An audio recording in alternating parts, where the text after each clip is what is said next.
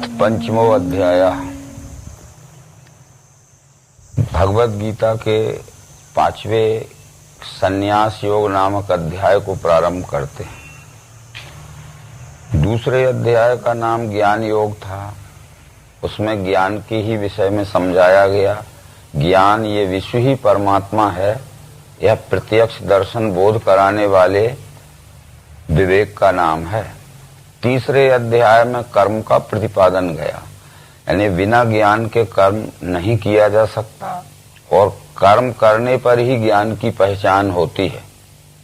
इसलिए चौथे अध्याय में ज्ञान कर्म संन्यास योग कहा गया, यानी जिसने अपने ज्ञान को कर्म में व्यवहार में और अपने कर्म व्यवहार को ज्ञान में जोड़कर एक रूपता प्राप्त कर ली है, परंतु संन्यास यानी फलाशक्ति छोड़कर जो सेवा में भक्ति में कर्म करता है, ये चौथे अध्याय में समझाया। परंतु अर्जुन के मन में ये समझ में आया कि कभी कभी आप ज्ञान को श्रेष्ठ बतलाते हो, कभी कभी आप कर्म को श्रेष्ठ बतलाते हो, तो मैं ये कैसे समझूं कि मुझे ज्ञानी ही बनना है कि कर्म ही करना है। ऐसा लगता है कि मेरा भ्रम आप दूर नहीं कर रहे हो और संशय भ्रम बढ़ा रहे हो। तो ये अर्जुन के मुख से जो प्रश्न था, अर्जुन बोला, हे कृष्ण, त्याग कर्मों का कहते फिर योग भी, दोनों में लाभदायी जो वो एक मुझसे कहो। ज्ञान ही श्रेष्ठ है या लाभदायी है कि कर्म ही श्रेष्ठ है, कर्म करना लाभदायी है। कृष्ण जी ने जो समझाया था वो भगवान बोले, कर्म योग कर्म त्याग दोनों में हित है भरा। इनमें कर्म का योग श्रेष्ठ है कर्म त्याग से। कुछ कर्म ऐसे रहते हैं कि जिनको करना ही आवश्यक होता है, वो त्यागना नहीं पड़ते, और कुछ कर्म ऐसे रहते हैं कि त्यागने से ही लोकहित होता है। इसलिए ज्ञान पूर्वक कर्म को करना और ज्ञान से जिन कर्मों को सेवा में उपयोग नहीं किया जा सकता उनको त्यागना, क्योंकि ये विचार सांख्य शास्त्र के आधार पर कहे गए हैं। सांख्य शास्त्र ने ये कहा है कि गुणानाम च दोषाणाम प्रमाणम प्रभागता कंचिदर्थम अभिप्रेत्य सांख्यत्य विधीयते। जिन कर्मों के करने में लोकहित अधिक होता हो उन कर्मों को अवश्य कर लेना चाहिए, और जिन कर्मों के करने में लोकहित कम है उन कर्मों को छोड़ देना चाहिए। फिर भी कर्म त्यागने की अपेक्षा कर्म करना ही श्रेष्ठ है, क्योंकि नहीं रह सकता कोई क्षण भी कर्म के बिना।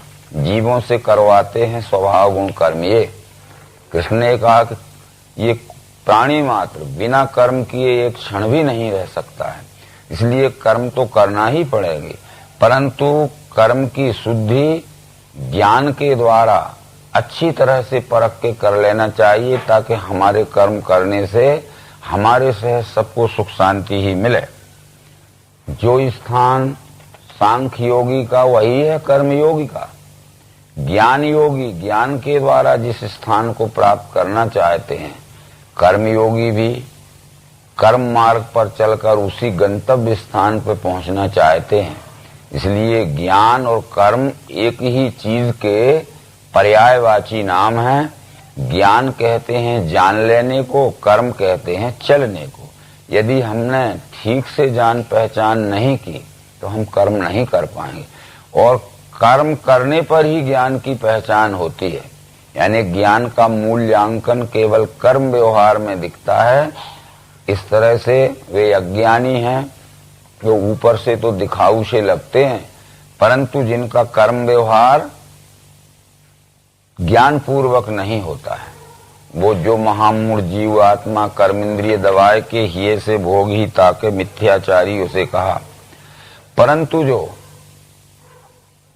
निश्चय की स्थिति में पहुंच गया है उसमें अहम कर्ता भाव नहीं रहता है, यानी मैं कुछ भी नहीं करता माने युक्त तत्वविद।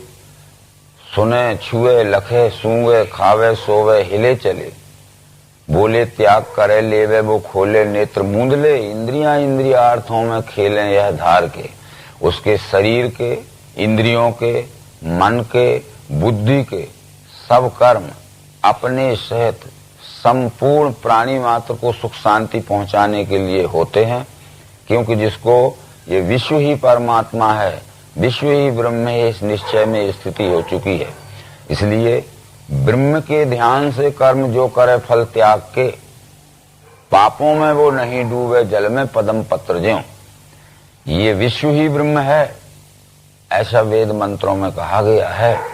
ओम ब्रह्म ही वेदम मृतम, पुरस्तात् ब्रह्म पश्चात ब्रह्म दक्षिणताश्चोत्तरेण अधा च ऊर्ध्वम पृष्ठम ब्रह्म वेदम विश्वमिदम वरिष्ठम।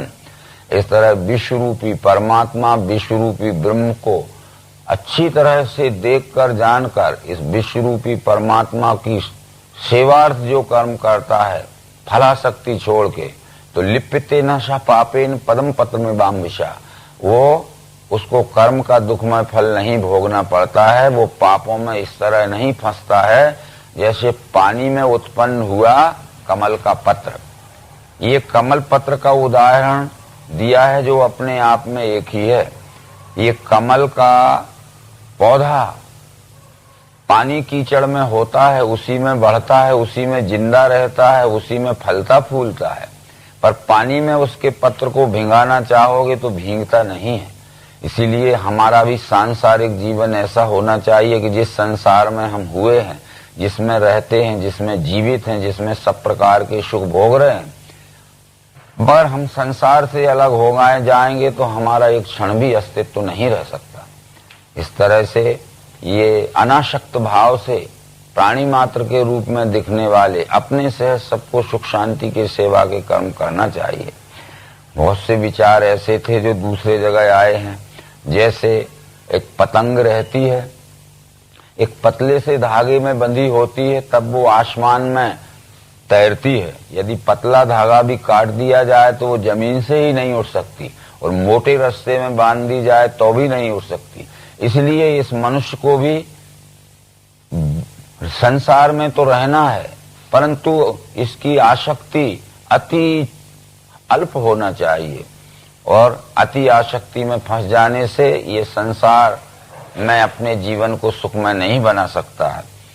अयोगी को महाबाहु संन्यास दुख से सदे, योग युक्त मुनि को ही ब्रह्म तत्काल है मिले। अयोगी, योगी और योग युक्त, ये तीन शब्द भगवत गीता में आए हैं। अयोगी कहते हैं जिस जीव का अभी इस विश्व ब्रह्म से योग दर्शन नहीं हुआ है, तदात्मता का योग नहीं हुआ है, वो अयोगी है। परंतु जिस शरीरधारी मानव जीव आत्मा ने इस विश्व ही परमात्मा है, इसका दिव्य चक्षु योग से दर्शन करके एकात्मता का योग कर लिया है, वो योगी है।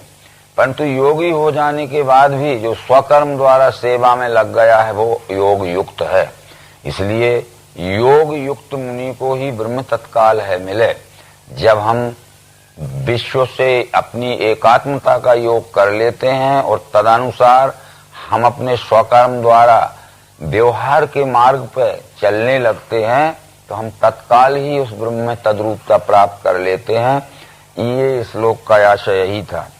योग युक्त की पहचान है जो शुद्ध चित्त होता है, जिसकी इंद्रियां मन वश में होते हैं, और सर्वभूतात्मा कुर्मन्नपि न लिप्यते, वो भूतों में आपको देखे करे भी कर्म मुक्त हो। भूतों में यानी संपूर्ण दृश्य मात्र के छरा सर्वाणी भूतानी आपको यानी आत्म भाव से देखे, यानी पुरुषोत्तम भाव से। यहाँ त्रिपुटी भगवान श्री कृष्ण ने समझाई है।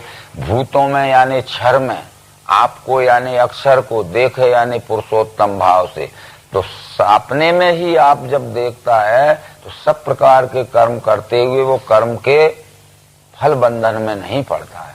इसलिए ये आगे की बात जो है, फलों को त्याग के योगी मिले अचल शांति में, अयोगी वासना से ही फल चाहे फिरा कहे।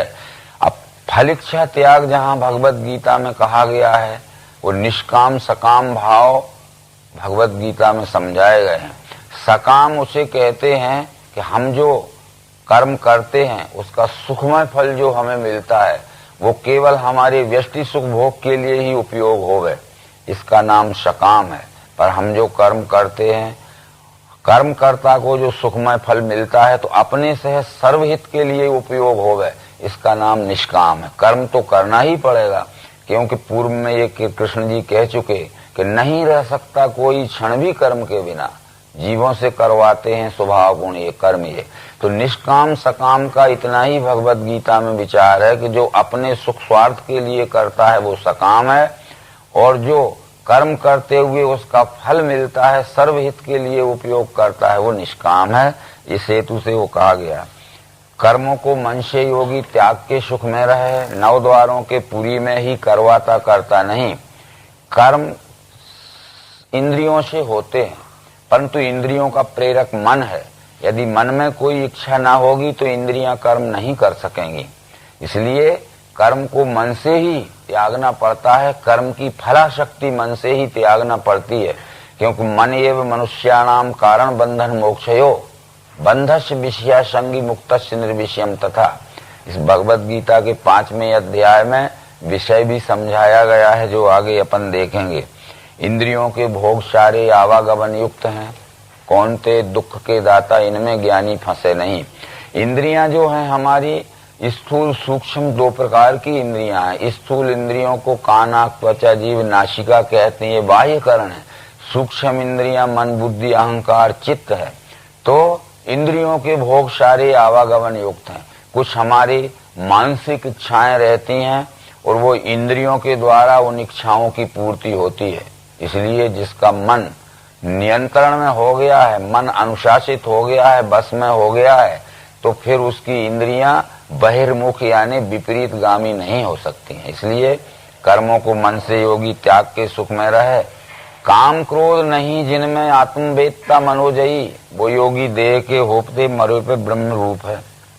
काम क्रोध नहीं जिनमें आत्मवेदता मनोजयी, जो आत्मदर्शी पुरुष हो गए हैं, यानी विश्व ही परमात्मा है, यह दर्शन जिनका निश्चय होके स्थिर हो गया है, तो ऐसा तो नहीं हो सकता है कि किसी में काम क्रोध न लो, परंतु उनके काम क्रोध लोभ विकृत रूप में नहीं रहते हैं। काम क्रोध लोभ के वो वश में नहीं रहते हैं। काम क्रोध लोभ को अपने वश में रख के अपने ही शरीर में स्थान देते हैं। ये आत्मनिश्चयी पुरुष काम क्रोध लोभ को जब जरूरत के अनुसार बुलाते हैं तब उनका काम क्रोध लोभ आता है, परंतु अज्ञानी जीव को न बुलाते हुए काम क्रोध लोभ जबरदस्ती उसके सिर पे आवेशित हो जाते हैं। इसलिए काम क्रोध रहित कोई नहीं रह सकता है। केवल काम क्रोध लोभ के वश में नहीं होना है, काम क्रोध लोभ को अपने वश में रखना है कि जब जरूरत पड़े, जब लोक हित के लिए उनका उपयोग किया जाए। भगवान श्री मायरन चेतन जी ने कहा है कि नर्तन के बैरी नरक द्वार दुखदाई हैं, काम क्रोध अरु लोभ तीन ये भाई। सेवार्थ विश्व के तीन भाव मन लाई, रखना सो देवी संपत्ति की चतुराई। इसलिए काम क्रोध लोभ का जो विश्व सेवा के लिए उपयोग करता है वह आत्मनिश्चयी पुरुष है। इस तरह इस काम क्रोध लोभ का यहाँ विचार करना है। काम क्रोध से उपजे वेग जो इस लोक में अंत तक सह लेता है, वो सखी सुखी नर युक्त हो। काम क्रोध लोभ को वैसे तो हम समझते हैं कि इनके बस में ना होंगे, पर जब इनका आवेश आता है, उस आवेश के समय जो इनके वश में नहीं होता है, अपना संतुलन नहीं खोता है मानसिक, बराबर वो मनुष्य सुख शांति से अपने से सबको सुखमय बनने का कारण हो सकता है। फिर विषयों को बाहरी त्याग दृष्टि विरकुटी में धरे, नाक में फिरने वाले प्राण अपान सम करे। यहाँ स्पर्शान कृत्वा बहिर्वाह्य चक्षुषैवांतरे भुर्वो, विषयों को बाहरी त्याग है। बाहरी का मतलब है कि जो वस्तु अपने अधिकार के बाहर है उसके उपयोग की इच्छा त्याग देना है, और जो वस्तु अपने अधिकार के अंदर है उसको जरूरत से बाहर उपयोग की इच्छा जिसने त्याग दी है वो निर्विषय मनुष्य कहलाता है। ऐसा विचार वेदांत में भी आया है कि निर्विकारतया वृत्त्या ब्रह्माकारतया पुनः वृत्ति विस्मरण संज्ञक समाधि ज्ञान मुच्यते। तो इस तरह से विषय तो छूट नहीं सकते हैं। हर मनुष्य को अपने जीवन यापन करने के लिए खाना पीना सोना जागना अथवा गृहस्थी के आहार विहार के सब कर्म करना पड़ेंगे, पर अधिकार के अंदर और आवश्यकता के अंदर जो उपयोग करता है वो मनुष्य निर्विषय कहलाता है। अधिकार के बाहर और आवश्यकता के बाहर जो उपयोग करता है वो मनुष्य विषयी कहलाता है। जैसे इसका एक दृष्टांत स्वरूप उदाहरण दिया जाता है कि भूख लगना स्वाभाविक है। यदि हम चाहें कि भूख न लगे तो हमारे चाहने से कुछ नहीं होता है। भूख लगना स्वाभाविक है, तो भूख मिटाने के लिए भोजन करना भी स्वाभाविक है। भूख मिटाने के लिए भोजन करना विषय नहीं है, परंतु जरूरत से ज्यादा खा लेना ये विषय हो जाएगा, या हमारे अधिकार के बाहर की वस्तु है किसी से छीन के खाना और अपनी भूख मिटाना ये विषय हो जाएगा। इसलिए विषय के विषय में इतना ही समझना है, और घर द्वार स्त्री बाल बच्चे आदि छोड़कर काम धंधा छोड़ना ये निर्विषय नहीं है। मन धी इंद्रियां जीती, न इच्छा भय क्रोध है, मुनिषो मोक्ष का सेवी सदा ही मुक्ति में रहे। जहां तक भगवत गीता में मोक्ष का विचार बतलाया गया है, जिसका शरीर इंद्रियां मन बुद्धि स्वाधीन हो गए हैं, तो वह मनुष्य मुक्त है। अभी तक हम ये जानते हैं कि देह त्यागने के बाद मुक्ति होती है, पर भगवत गीता इससे सहमत नहीं है। मुक्ति का अर्थ है जिस मनुष्य के शरीर के रहते हुए जीवित अवस्था में ही सब प्रकार के संशय भ्रम निकल गए हैं। संशय भ्रम से छूट जाना ही मुक्ति है।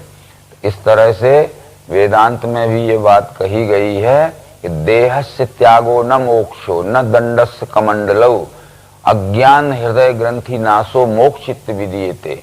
शरीर त्यागने से कोई मुक्त नहीं होता है, घर द्वार छोड़ने से कोई मुक्त नहीं होता है, काम धंधा छोड़ने से, खाना पीना छोड़ने से कोई मुक्त नहीं होता है। केवल हमारे अंतःकरण में जो अज्ञान से उत्पन्न भ्रम है, मैं कौन हूँ, ये विश्व क्या है, ये ठीक से न जानना भ्रम है। ये भ्रम निवृत्ति जिसकी हो गई है वह मुक्त पुरुष है। ये समझाते हुए ये संन्यास योग नाम का भगवत गीता का 5वां अध्याय संपूर्ण हुआ। नर्मदे हर।